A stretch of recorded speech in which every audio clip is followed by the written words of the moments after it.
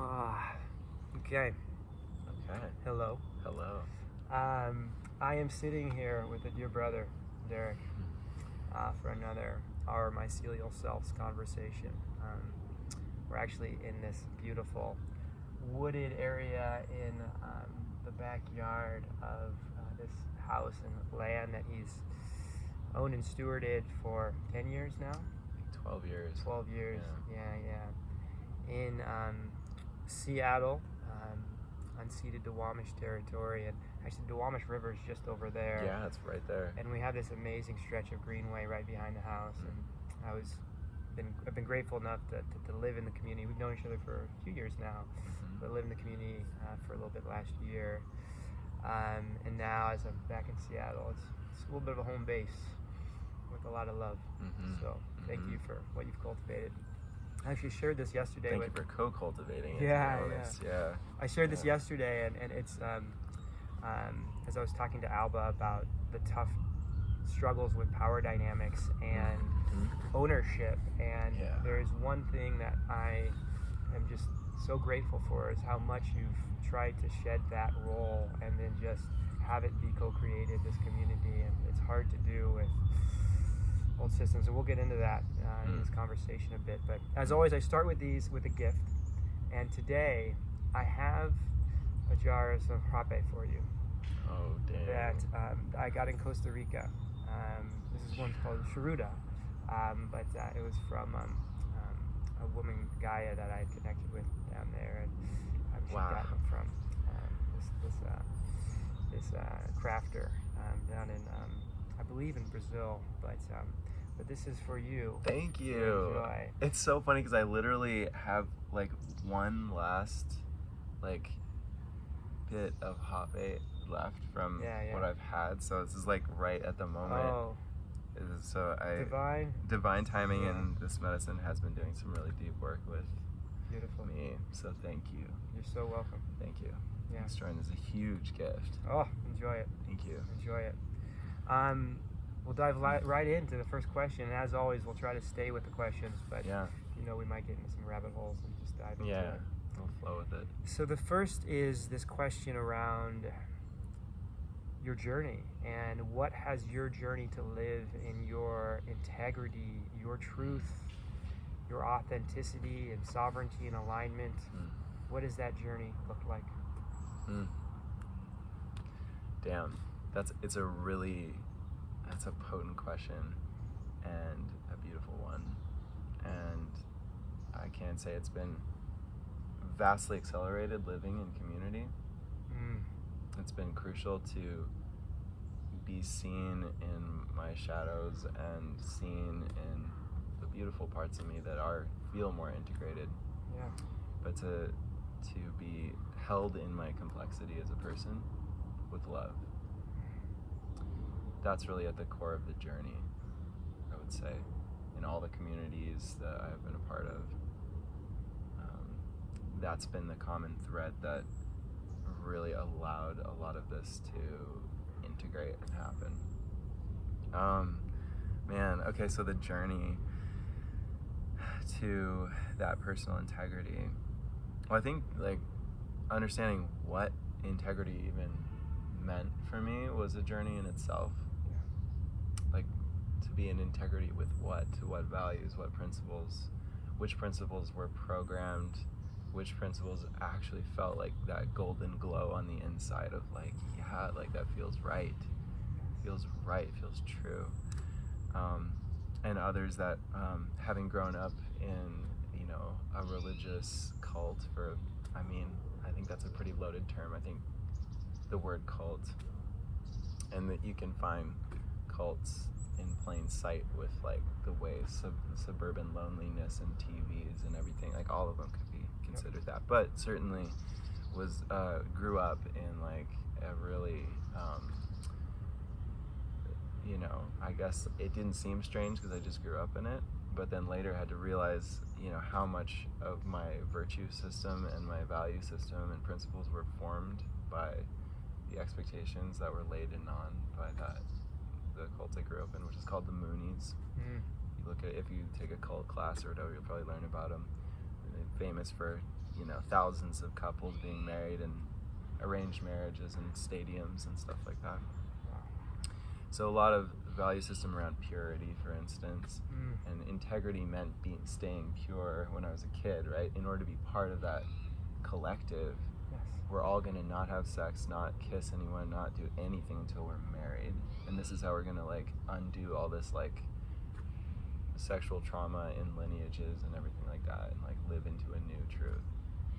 But it was like given to me from birth. And so long journey to learn what was true to me as like an infinite soul that's incarnated in a body with a particular family that I love, a community that I loved very dearly growing up. The community was beautiful, and it came with expectations. So my journey has been one of discovering with curiosity with myself, and in my own journey into like spiritual awakening and constant, it's never ending, but you know, always like curiously looking, you know, within to see why I feel that truthiness in one situation or truthiness with a hint of a flavor of something off in another, and to start to discern. So I think finding integrity for me has been like what really, really matters, and then finding others that, you know, resonate with that. So I don't really, I mean, it's like amazing how like, you know, experiencing like group think and cohesion and the beauty of that and the downside of that.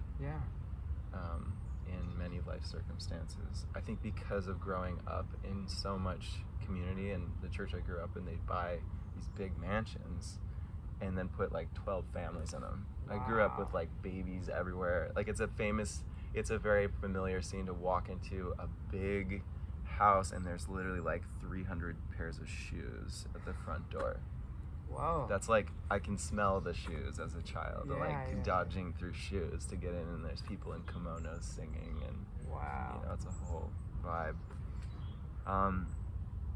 But my own integrity has been formed by a lot of trauma too, which was like being ostracized.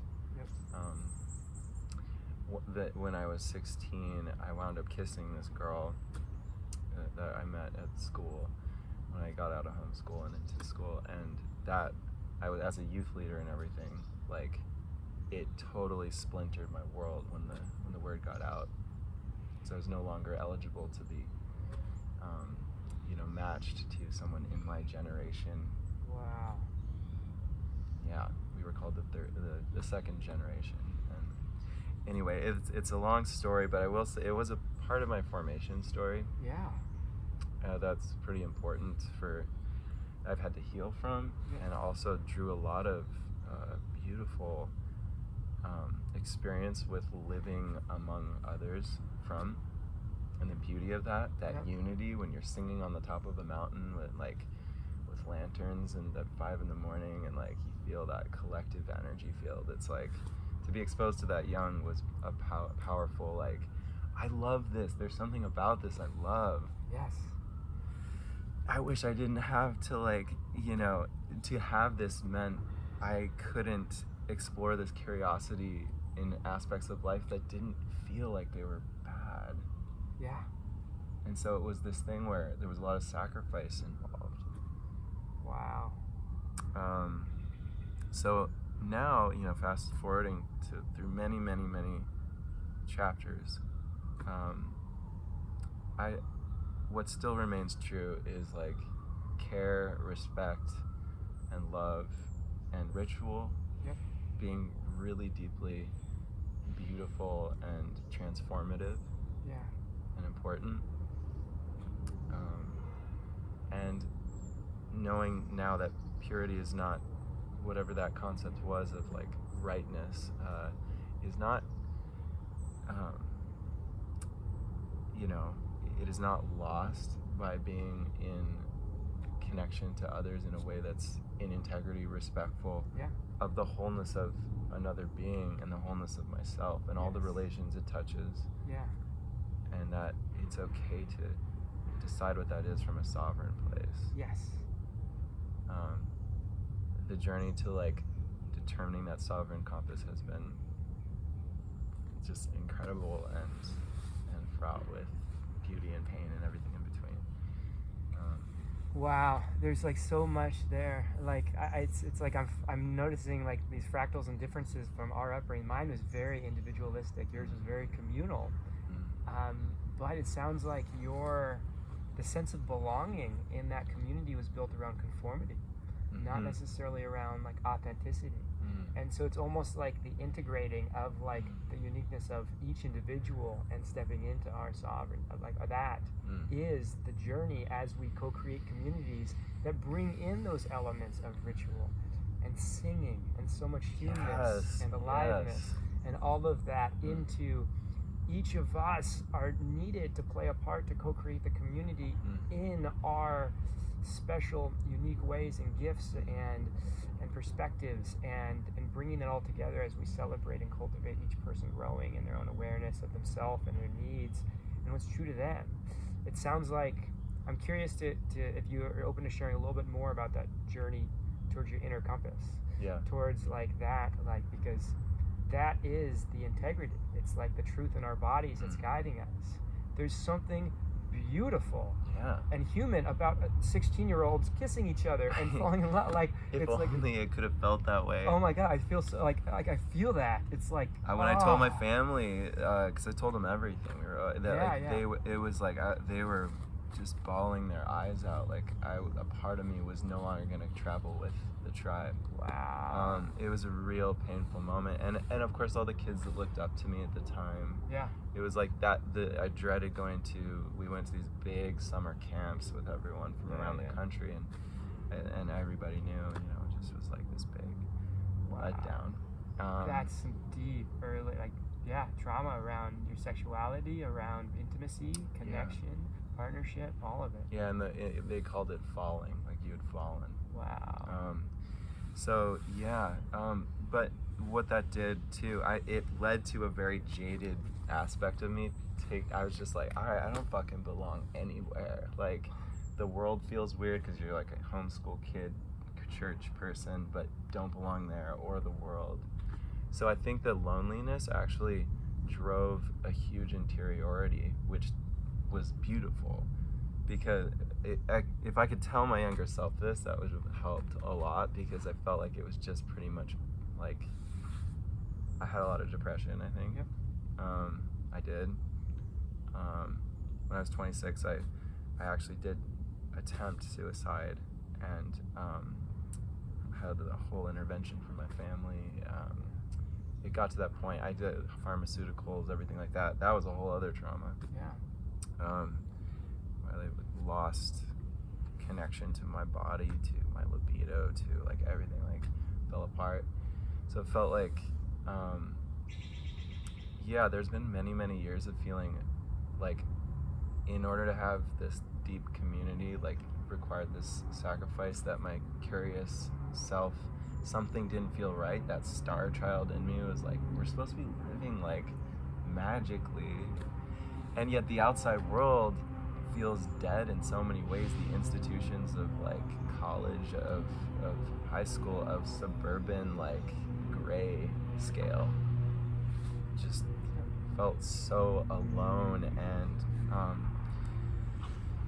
so I think that me and my brother, we had these really powerful conversations around that time when I was 16, 17, and we were like trying to put a finger on that feeling. We're like, when everybody's like over at the house, it's an entertainment night, mom and dad are laughing, everybody's just like in this like glow, like that feeling, like what is that feeling, and how we try to like reverse engineer what led to it, like this perfect feeling, like it was heaven on earth for a second, we got it, and then it would fade away and everyone would go home, and it'd be this like kind of lull. But like, what if we could do that all the time? That was like and so we both had this obsession with community. Yes. In fact, we flew to Denmark once just because we had read all about intentional communities existing. So they have all these co-housing projects. So we went around with my old like high 8 camera and like interviewed. There's like 40 hours of interviews from that time. Wow. Seeing like dozens of these places. Beautiful. And so integrity, I guess back to that though, is like, I'm so grateful, I'll say, for what our community is now. Yeah. Because there is something important about respecting another. There is something so important about not projecting my wound onto another person, and also receiving that kind of being seen fully and respected fully from another in community. Yep.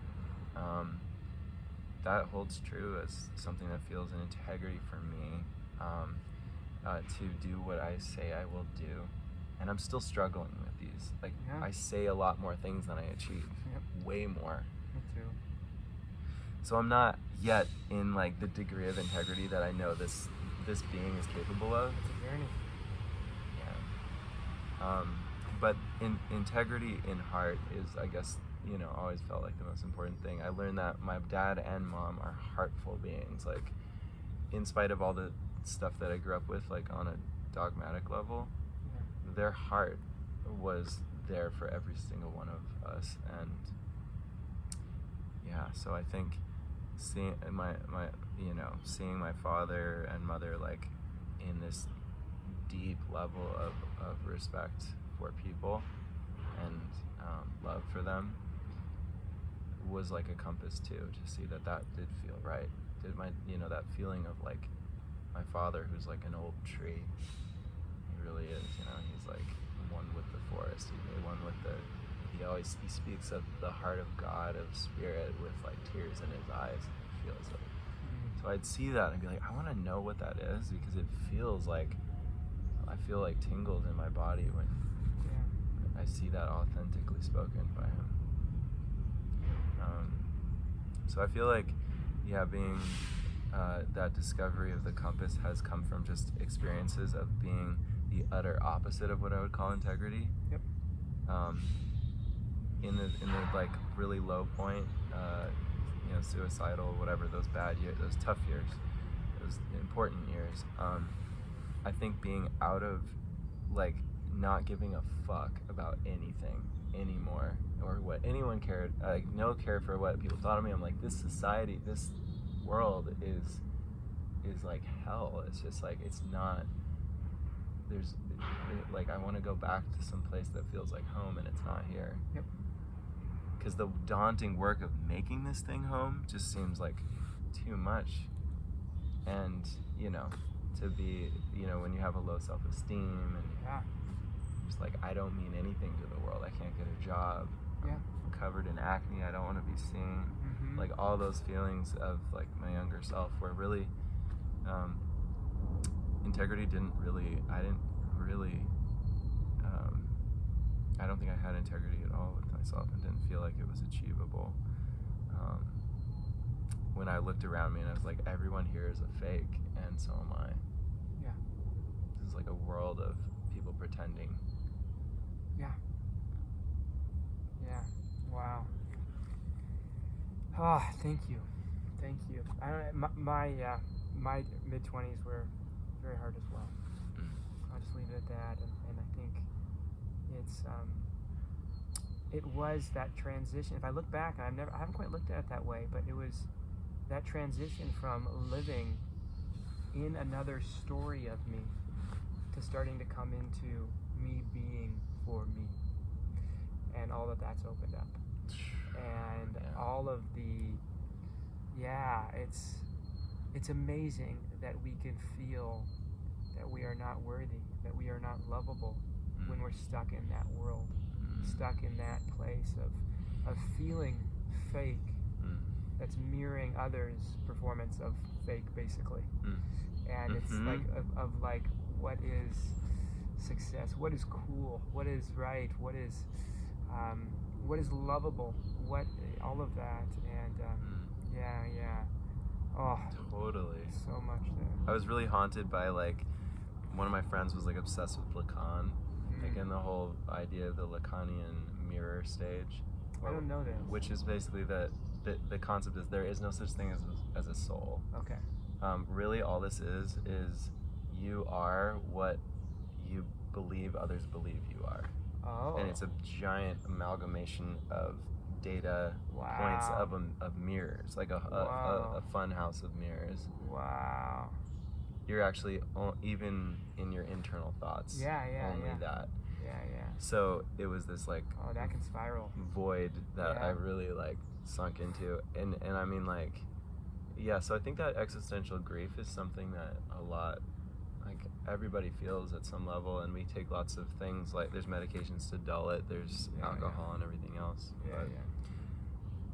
That was, I feel now, like people like you, Jordan, exemplify integrity, exemplify doing, owning your shit. That to me, when I've seen people do that, just radical vulnerability, radical honesty, it cuts through that layer of this whole world is full of a bunch of fakeness. And it's like, oh my God, just getting to name the thing that's been obviously underneath it all the time, at all the dinner parties, at all the places where everyone's like laughing with tears underneath it. It's just like for people to meet people who are real and raw and, able to, that takes a lot of bold humility and honesty to do it. Thank you. So I see that in you. I see that in abundance in our family right now. When I say family, I mean like this sort of like, I don't know how we name it, but it's just like, it's this, it's ecstatic dance. It's at the festivals. It's at the singing up here. Singing up here in this forest. The people that gravitate.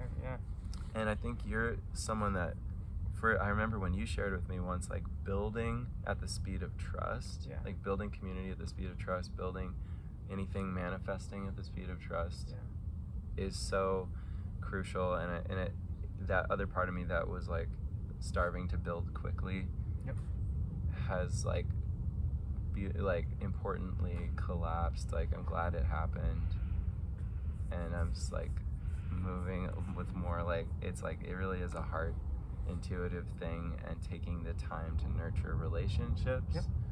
That type of integrity is what I really value at this point. Like thank you.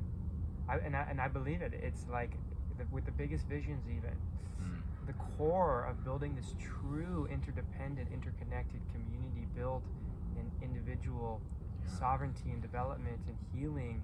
It's based in each of us really finding ways to flow with what is really alive and true in each moment, sharing the darkness, sharing the tensions, sharing all of that messiness in ways that we can hold, and also holding the space for everyone else to be going through their stuff. And so it's like the culture needs to be based in supporting others' individual journeys, and then where there's alignment with some of the larger goals and visions for our lives, we can find that and work together towards that. Once that trust is built, I think now versus a year ago, our community might be ready for some deeper steps. Totally. Because we have these relationships that are just so full of love and nurturing. Like, we probably talk for an hour about our evolution of our relationship. There's a lot there. We had to go through different seasons and shed a lot of it. We really did. Like, I had expectations of you, and there was hurt that I caused. There was hurt caused to me from expectations that weren't met, and commitments that weren't followed through. And we've had to weave into seeing each other with a lens of curiosity and humility of like the gifts that we each bring. And it's actually funny, I was thinking about this other day, I actually think our greatest gifts for community are not the leadership that we originally thought they were. It's the unique like little parts of the soil, like you as a scribe. It's like me as a chef. It's like not like us in front of the room like guiding people. It's like you as a relational weaver, having amazing one-on-one heart-to-hearts all the time with people that bring them grounded into this space. Me having like a space where like I constantly find myself holding space to help people feel seen in all these different moments. And it's like, these things are not the ideas that we necessarily had ingrained in us, even with our identities as men, as white, as privileged, as like we are meant to be like organizing and telling and delegating, and then it's like, okay, then we're going to come together and do it. It's almost that the more we're finding ourselves in the soil, creating the little mycelial parts that bring us together, the more community can flourish. And and so it's been shedding so much in our relationship with each other. The next question, which we'll find, and you've touched on this a bunch, but curious, just what does community and belonging mean to you? It sounded like a beautiful original flow with your brother of like, oh my God, I feel this feeling, and all like of a that. somatic energy, wherever you feel like going with this. Damn, oh my gosh, yeah. Oh, everything you just shared is really rich too. I'm just like,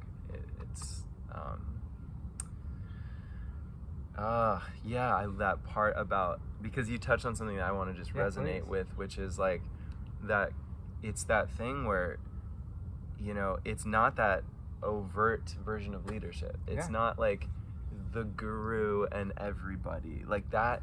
I grew, gosh, like, no, it's not that. It's not. And it's like funny how we're programmed, like the masculine, all these things are programmed to like, oh, this looks like leadership. I'm like doing the thing. Like I have a whiteboard here. You know, I don't know that.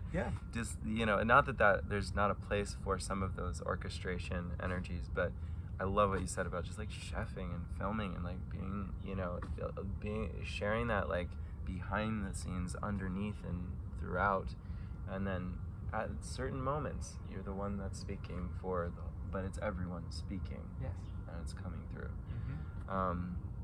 Trusting that from like this steady place of heart that's not anxiously grasping for validation, or if it happens, to see that that's what's happening. You know, and be able, the community can hold a place for that old idea, paradigm of leadership to, you know, cathartically move through you and compost. If that's what's on one stage of the evolution. And there's moments of speaking and sharing a vision. It's almost more like an invitation. It's almost like, okay, let's listen to what else is out here. Let's co-create here, instead of like trying to direct it. It's like, yes, here we are. This is how I'm sense making at this moment, and like I want each of us to share what we're sense making when we're stepping, create that leaderful culture where people are stepping in at different times, and it's like we're all leaders and we're all meant to like lead with it. It even touches back to, we shared this a while back. I know we're going on a little rabbit hole here. It's okay. This is a good like one. the importance of all tensions to be shared in groups, because each tension is a place of wisdom. It is. It's something that the collective system needs to hear, that's coming from a margin mostly. And so it's like okay, where is that tension, and creating space for that to be shared. It's coming from somebody's body, and there is something in relationship that is crucial to that being guided and offered. And it can help steer the system, pivot and refocus it, and realign it back to us supporting each other in that culture of nurturance that we need to be at, for true community to come and true belonging to exist. And so it's, again, creating that space, and that space for us to share the big dreams when it feels right and when it's met. And so all of it comes into this, and some people have, you know, it's you naturally are a vision guy, you know. It's true. And so like I want to hear those, and then at that moment where there's resonance and relationships and trust, we're like, let's move forward and let's put the pieces together, because not one person can hold the whole vision. And so all we can do is create a place where all of us have a piece that we put together in the puzzle. So anyway, belonging and community. Belonging and community. Oh, anyway, that deserves like a full breath. Wow, man, Jordan, it's so cool to hear like your articulation of these things. Truly, like when that brother Zach was in here, I was just like, whoa. Recently, but so the feeling of belonging. The feeling of belonging, you know, it does, and it, again, it's resonating with things you just shared too, which is that like everyone in the circle, everyone in a given space, if something's acting up in their body, in their heart. That it's okay for them, that there's a space for it. Yes. And they don't, because we got taught in school, it's like teacher at the front, wait, I'm thinking this thing, I'm feeling this thing, but I shouldn't speak. I shouldn't, hold back. This, like, in the name of conformity, Yeah.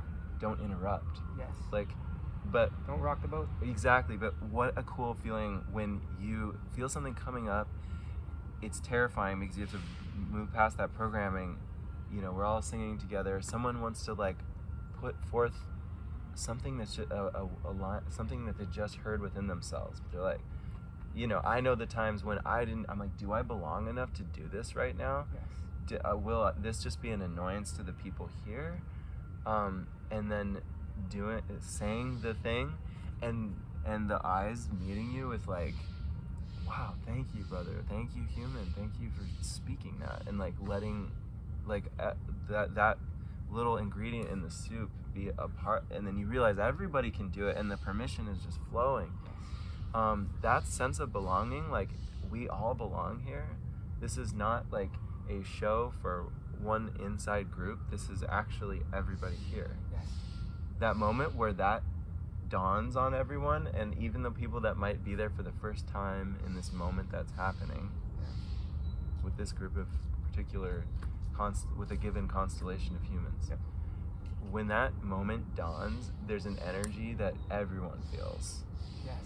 It's like everything glows a little more golden. Like, Yes. everybody, like, just, Yeah. it's a wash of, like, I don't know, I get almost these, like, warm chills. Like, it's a very heartful, soulful returning to what it really means to be human. For me, it's an ancient memory. It's that, like, it's that sense of gathering where it's truly safe that I'm here, that I'm myself, that I say nothing or say something. Yeah. Either one, I will be seen and held and loved. Yep. Wow, I belong here. Like, Yeah. I'm exactly where and Yeah. with whom I'm supposed to be with right now. That feeling is, on a somatic level, I think everyone's felt it at one time or another. Like, whether or not one believes in, like, a higher power or God or angels or any of this, it's like, I think it's a pretty human, universal thing that when that feeling happens, there's just something magic. Yeah. It's like, it's a form of something almost supernatural. Like, Wow. you know what I mean? So, like, that whenever I'd get into, like, discussions about spirit and things like that with people, I'd be like, all right, forget the name, spirit, God, blah, blah, blah. Do you ever get that feeling? Like, when it's like, you're just, like, deeply in another person's eyes, or, like, something magical happened around a campfire, Yeah. and it just kind of sets in. What is that? Like, what is that feeling? And it's really connective. It's mycelial. It's like, Yeah. we're one. There's a oneness to it. And some people, it's very vulnerable to say that this is happening for them. Yep. Because it's so, like, gushy heart. It's like, it almost feels like I don't want to be a hippie here and acknowledge that there's something really connected. Because it could happen around a table at Thanksgiving over a family that's been so, like, at odds for 10 years, and then this moment happens. Yes. And unites them. Yes. And no one knows what to call it, Yeah. but it happened. And, like, that feeling, Wow. it's like, it's like smile and tears want to come. And sometimes it's just like, other times it manifests as, like, everyone's buzzing around the house here, we have a potluck, everybody's, like, in laughter and music, and I find myself sometimes just lay back in a couch and kind of, like, smile with my eyes closed. And I actually sometimes, like, get some of my best rest in my life when the whole house is vibing. That's happened to me as a kid too. That makes me feel that things are, like, some part of me can rest when community is happy and held and, like, flowing. Yeah. Some energy feels so good. So belonging, I think it's that, it's like a felt sense, and it is the feeling that we may not all know everything about each other because we're infinite beings,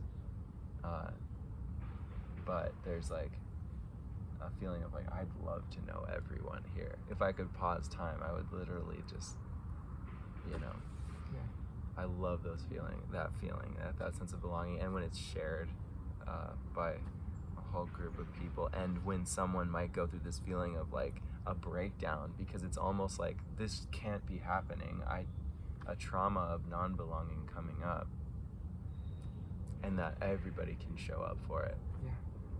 And that one person's experience of catharsis actually was for everyone. Yes, that's it. That feeling. And for the, you know, I remember being that person it's like, oh fuck, I'm gonna take up too much space with my breakdown. I think I need to leave or something. And then, but going through it, that is taking up space that makes more space. Exactly. That is a special place. And I'm hearing belonging a little bit as being like the feeling of comfort and safety, to be in braveness as a collective, but to be able to share that individual. The individual, whatever, that tension, whatever it is. It's like that is when you know you can belong, and you can share the toughest stuff that's shared in a relationship. Yeah. Wow. Yeah. That's so beautiful. Okay, the last question, to kind of weave it all together, and you've already touched on this a bunch, but it's around living in your sovereignty. Like, how are you balancing all this? Living in your sovereignty, living in your integrity. And we've already, I guess we've touched on this quite a bit, because I feel it, but I'm just curious if anything else comes alive as you hear this question. Yeah, so what's that been like, living in that deep authenticity and opening up to relationship and opening up to a community that sheds the need of performance for someone else to see you in a certain way. It sheds a people-pleasing tendency or some conditioning around some of the ways you were raised in community, but just that pureness of showing up for yourself and others in right relationship. Yeah, so much comes alive actually with that question. Yeah. So sovereignty, right? Like the journey to sovereignty, which is involved, I have to really just like honor so many beings that came to my aid as someone feeling like impossibly lost on the path to feeling whole within myself. To even see an example that resonated, to feel and understand and have a toolkit to start to understand. And you know, I think the journey to self-love is almost, it's like such a basic level of self-love, rather than like generally on most moments I'm leaning towards self-destruction. Yeah, I think no matter how much my mom loved me and everybody, like that wasn't that there's a deep inner choice that had to be made at the like pushing through just this like really like a black hole of gravity that to shift it the other way. Those, I have to give some real thanks to plant medicine as well, for putting me for breaking me through, for essentially going through a form of death without actually physically dying, in order to see what's on the other side of the void, and come back feeling more cleansed. So like soul cleansing via magic that exists in the plant and ritual world, and just communities that have really like, you know, maybe recovered some of these like ancient practices or created new ones. That's been, I can't fathom for me getting to the place where I'm able to balance that sovereignty with being in like a healthy realm of communion with people without having pushed through that. Like a healthy relationship with the self, to then open up to, we're naturally relational community beings. We're meant to be that. We're finding out who we are and exploring that in relationship. We're constantly becoming through relationship. But we're not only what others see us. we're not just that reflection or the mirrors, you know. It's we're something. I don't know, but yes. Yes, That's I love what you're saying. Yeah. And so You say that's more a about that thing. actually, like that balance. Actually, it's kind of like, you know, that unique individual soul signature carried by a person, Yeah. and then also, the mirror thing where it's like, are we like, you know, it's like non-duality, duality, that question too, like, there's some really powerful, I guess, existential questions I still like to like play with that, but like, what is the purpose of one consciousness to come into separated form to know itself? You know, so like from one perspective, you and I are knowing oneself through separateness of the illusion of it. And also there's a beauty in separateness. Like I'm loving that I get to know you. And I get to know this tree. And, you know, whoever you are is getting to discover, seemingly, what we're about to say, when on one level, from like a non-dualistic perspective, that is just, this is a part of you. So like, there's a balancing of all these different ways that consciousness can flow and the heart can relate, I think, to oneself versus others. I just love people. I love, you know, I love hugs. I love just moments and memories, and that's why I am constantly, when Jordan says scribe, that's like you know, taking videos. I'm really called to that, because it feels like I'm excited by other generations beyond us getting to discover this era of time, including this conversation. Like, blessed that you're doing this. But I'm trying to remember like the core of this question. If you bring me back to it once more. It's the sovereignty and living in that integrity, and that truth in you, as well as like really opening up into relationship and connection. I guess another way I've viewed it in my personal journey, I've called it centered openness. It's like staying centered in myself as I open up to deep love and relationship. And before I just share the answer to me, Oof, centered openness. Yeah, I think from a place of heart, through all these experiences, so I got all these experiences that have made me basically, and this is not like 100% of the time, but a large percentage of the time, feel very whole on the inside. I feel like nourished on a spiritual, physical level. I feel like so much like whelmed. Like I feel like full on whelmed by, you know, feeling more at peace with who I am, and at peace with who I am becoming, and even excited. And so that there's a lot of like, it's easy to love people. I get fascinated by humans, people. I fall in love all the time. And I rise in love, I guess I should say. Or just all of it feels like a rising tide that's lifting all the boats. And in that openness of love, like I love meeting someone not as like, what can this do for me, or what, like, how can this, like, you know, even in this person, like the most like filled up, nourished version of this person, that like I just want them to feel it.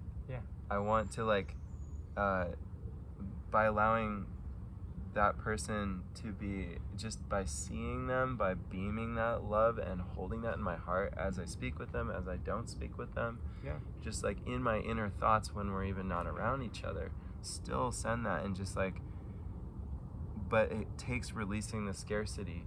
It does take like releasing the programming of competition among people, to literally just see, like, you know, to think of every person like your real like brother or sister, or any, not to genderize it, any, just like a soul that is on a journey and feels alone all the time and is figuring shit out all the time, to like have deep compassion, like real compassion, And because every being's worthy, and not just people. It's like a little like spider or ant on the ground, you know, like to feel that level of empathy,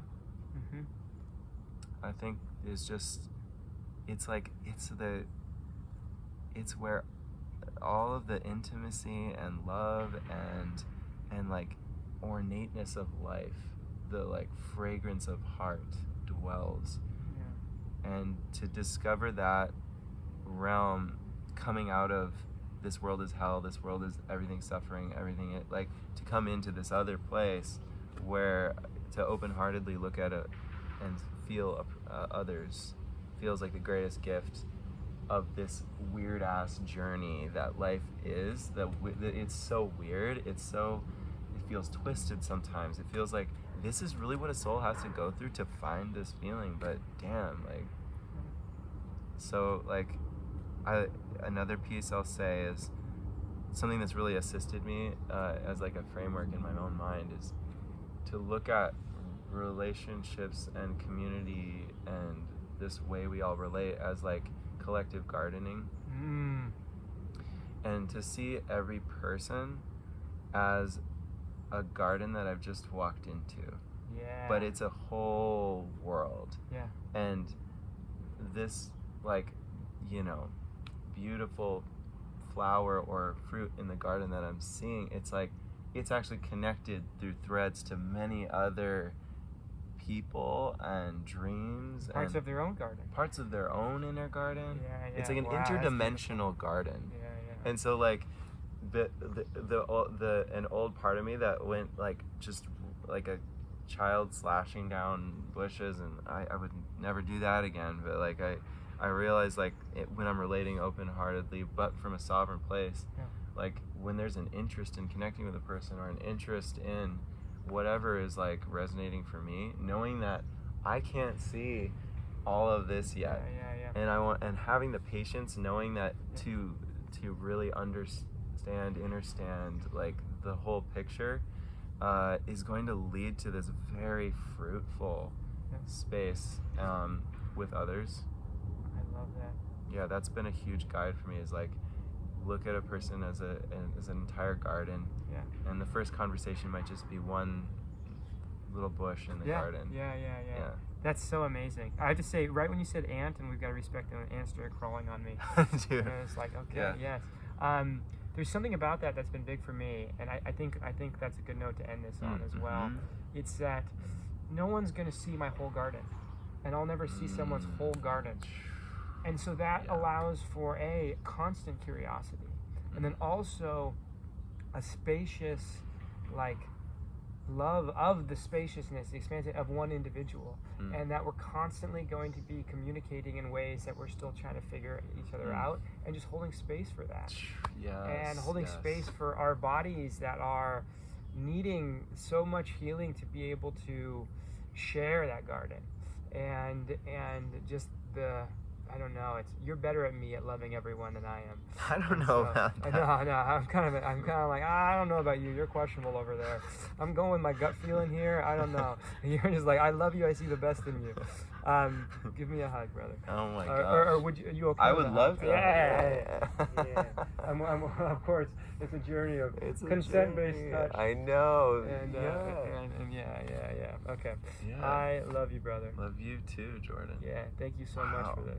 Powerful conversation. And especially there somewhere we do have a video out there of like a powerful confrontation too. I was sharing at the peak of our tension. Someday. It's somewhere we'll share that as well. So okay, thank you.